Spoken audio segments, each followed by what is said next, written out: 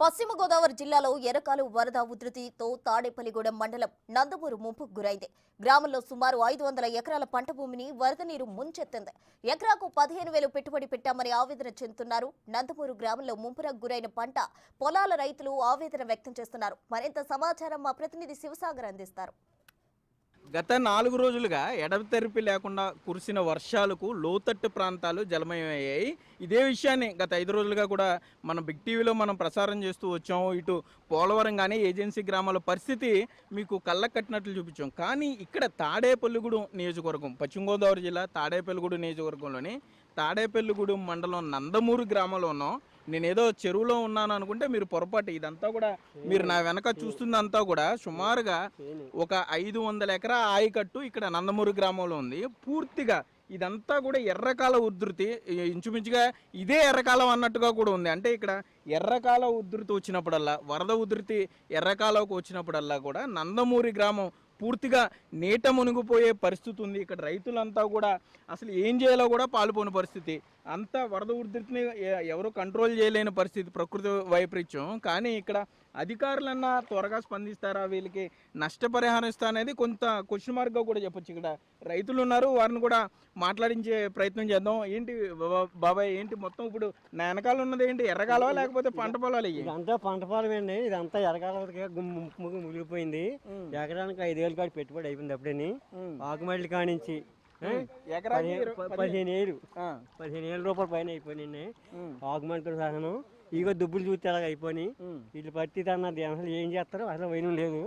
మరి ప్రభుత్వం ఏమైనా ఆదుకోకపోతే మా పత్తి తింటేనే మరి దీన్ని బట్టి మరి ప్రభుత్వం ఏం చేస్తారు మరి ఆలోచించి చేస్తారు.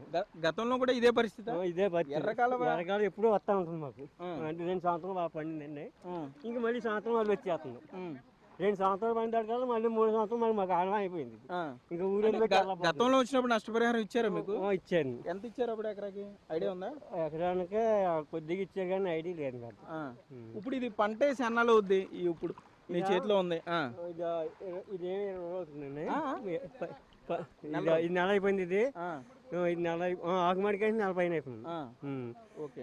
ఆకుమాడికి అయితే కొద్ది నుంచి మీద 40 రోజులు వస్తుంది. ఇదిగో 40 రోజులకి ఇలా అయిపోయింది.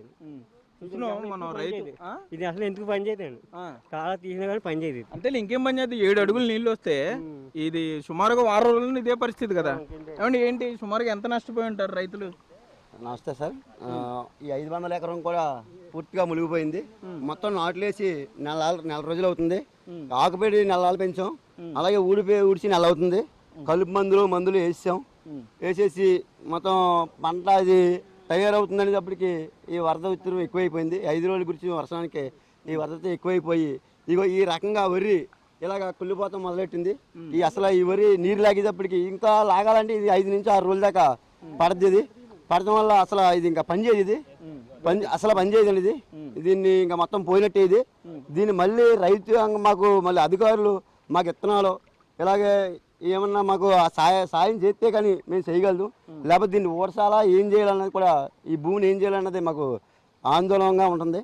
అలాగే నందమూరు గ్రామం కూడా మొత్తం ఇది మీరు ఓన్లీ సీలే చూస్తున్నారు.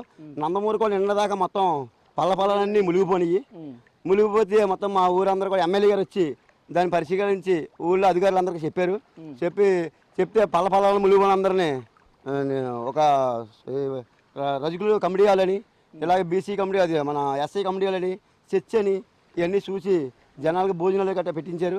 శానిటేషన్ చేస్తున్నారు, మెడికల్ చేస్తున్నారండి. శానిటేషన్ చేశారు. మొత్తం నీళ్ళు ఇవాళ లాగాక మొత్తం అంతా శానిటేషన్ చేశారు. మా ఊరు నందమూరు ప్రెసిడెంట్ శనగల వరలక్ష్మి గారు, అలాగే శనగల రాంబాబు గారు, అలాగే దారలంక రాము గారు, అలాగే తాతకొండల శ్రీనివాసరావు గారు, అలాగే డుమ్ము గారు అని ఆయన, మొత్తం అందరూ కూడా ఊళ్ళో రైతులు కానివ్వండి, అధికారులు కానివ్వండి, మొత్తం అందరూ కూడా చేసి దీన్ని జనాలను అందరం కూడా కాపాడారు. కొద్దిగా ఊళ్ళో ఇవాళ లాగింది నీళ్ళు లాగే కొద్దిగా ఊహరగా ఉన్నాం. కానీ పంటలు మాత్రం మొత్తం పూర్తిగా పోతాయి. ఈ పంటలకి మాకు న్యాయం చేయాలని మేము కోరుకుంటున్నాం. ఓకే, మనం చూస్తున్నాం ఇప్పుడు మన వీడియో జర్నలిస్ట్ భాగ్యరాజు మీకు చూపించే ప్రయత్నం చేస్తున్నాడు. నేనేదో చెరువులో ఉన్నట్టు లేకపోతే గోదావరిలోనే ఎక్కడో మునిగినట్టుంది, కానీ మీరు నా వెనక చూస్తున్నంతా కూడా ఇదంతా కూడా చేను కింద చెప్పుకోవచ్చు. మరోపక్క మన ఈయన రైతు కిందకెళ్ళి ఆకుమడి కూడా తీసుకొచ్చాడు. ఆ పంటను కూడా ఏ విధంగా నష్టపోతున్నారు. సుమారుగా 500 ఎకరాకి 15 నుండి 20,000 రూపాయలు పెట్టుబడి వీరు పెట్టడం జరిగింది. ఇప్పటివరకు జనరల్గా మీరు చూసుంటారు, ఏదో గ్రామాలు మునిగిపోవడం చూసాం, పంట పొలాల్లో మోకాళ్ళ లోతు చూసాం, కానీ ఇక్కడ సుమారుగా 5-6 అడుగుల లోతులో ఇంచుమించుగా చెరువుని తలపించేలాగా పరిస్థితి ఉంది అని చెప్పుకోవచ్చు. మీరు ఎవరు కూడా దయచేసి టీవీలో చూస్తే ఇటువంటి ప్రయత్నాలు చేయొద్దు. నన్ను ఈ రైతులు ఇద్దరు కూడా కొంత గట్టిగా పట్టుకున్నారు కాబట్టి నేను ధైర్యంగా దిగి అంటే వీరి కష్టాన్ని చూపించే ప్రయత్నం చేయాలనే అందులో భాగంగానే మీకు రైతులు ఎంత ఇబ్బంది పడుతున్నారు. సుమారుగా 500 ఎకరాకి సంబంధించి పూర్తిగా ఆయకట్టు నీట మునిగిపోతే ఎప్పుడు ఎర్రకాలువకు ఉధృతి వచ్చినా కూడా ఇదే పరిస్థితి. దీనికి శాశ్వత పరిష్కారం లేదు కాబట్టి, కాకపోయినా అధికారులు లేకపోతే రాజకీయ నేతలు ఇప్పటికే తాడేపల్లిగూడెం ఎమ్మెల్యే బొలిశెట్టి శ్రీనివాస్ ఇక్కడికి వచ్చారు, చూశారు, రైతులకు భరోసా ఇచ్చారు. కానీ ఇక్కడ రైతులు కావాల్సింది త్వరితగతిన పంట సాయం అందిస్తే ఈ నీరంతా లాగేసిన తర్వాత అవకాశం ఉంటే మరలా వారు వచ్చిన పంట నష్టపరిహారంతో మరలా పంట మొదలు పెట్టుకునే అవకాశం ఉంటుంది. కాబట్టి లేట్ లేకుండా కనీసం తక్షణ సాయం కింద అందించాలని కూడా కోరుతున్నారు. గ్రామంలో కూడా 4-5 అడుగుల నీరు వచ్చేసిన పరిస్థితి ఉంది. అధికారులు వచ్చారు, శానిటేషన్ చేశారు, మెడికల్ క్యాంప్ పెట్టారని చెప్తున్నారు. కానీ గ్రామానికి సంబంధించి కూడా ఇబ్బందులు లేకుండా అధికారులు చూడాలని కూడా ఇక్కడ ప్రజలు విజ్ఞప్తి చేస్తున్నారు. రైతులు మొదటగా అధికారులు విజ్ఞప్తి చేసేది అంటే కనీసం పంట సాయం, వరద ముంపుతో ఈ విధంగా ఉంది మా పరిస్థితులు మీరు చూశారు కాబట్టి కొద్దిగా మాకు ముందుగా అంటే తక్షణ సాయం కింద ప్రకటిస్తే, కొంత నష్టపరిహారం అందిస్తే ఆర్థికంగా కొంత స్వావలంబన చేకూరుతుందని కూడా వీళ్ళంతా భావిస్తున్నారు. ఎర్రకాలువకు సంబంధించిన ముంపు గ్రామం నందమూరు వద్ద మనం ఉన్నామని చెప్పుకోవచ్చు. ఈ తాడేపల్లిగూడెం మండలంలో పరిస్థితి ఈ విధంగా ఉందంటే ఎర్రకాలువ చుట్టుపక్కల గ్రామాలు ఇంకా పరిస్థితి ఏ విధంగా ఉందనేది కూడా అర్థం చేసుకోవచ్చు. ఒక 4 రోజులు కురిసిన వర్షాలకే ఈ విధంగా ఉందంటే ఎడతెరిపి లేకుండా ఈ పై రాష్ట్రాల్లో కురిసిన వర్షాలకు కానీ ఒకవేళ కంటిన్యూగా వానలు పడితే ఈ గ్రామం పరిస్థితి ఏ విధంగా ఉంటుందని కూడా అర్థం చేసుకోవచ్చు. ఇప్పటికైనా కొంత అధికారులు స్పందించి నష్టపరిహారం త్వరితగతిన అందజేయాలని ఇక్కడ రైతులు డిమాండ్ చేసే పరిస్థితులు అయితే ఉన్నాయి. కెమెరామెన్ భాగ్యరాజ్తో సాగర్, బిగ్ టీవీ, నందమూరు గ్రామం నుండి తాడేపల్లిగూడెం మండలం.